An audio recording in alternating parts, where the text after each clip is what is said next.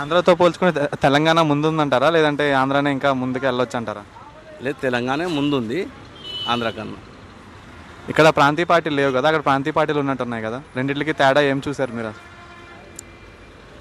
ఇక్కడ కూడా ప్రాంతీయ పార్టీ అంటే ఇప్పుడు బీఆర్ఎస్ ఉండే, ఇప్పుడు బీఆర్ఎస్ పోయింది, జాతీయ పార్టీ వచ్చింది.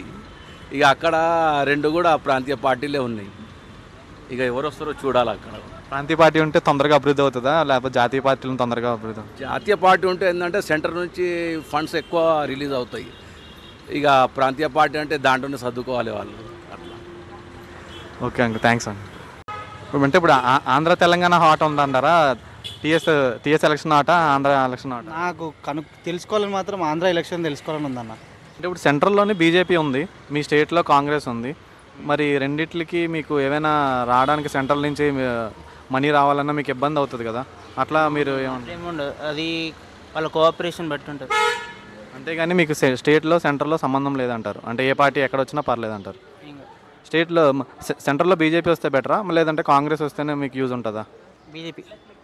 ఎందుకు బీజేపీ? మరి స్టేట్లో మీరు కాంగ్రెస్ అడుగుతున్నారు కదా, సెంట్రల్లో కూడా కాంగ్రెస్ అయితే బెటర్ కదా. నో నో నో, కాంగ్రెస్ అస్సలు వద్దు. और अभी आंध्रा में भी इलेक्शन चल रहा है ना, तो वहाँ कौन जीते बोल के आप सोच रहे हैं? आंध्रा में only one tiger, who is he? Chandrashekhar, इनका नाम क्या है? जगन जगन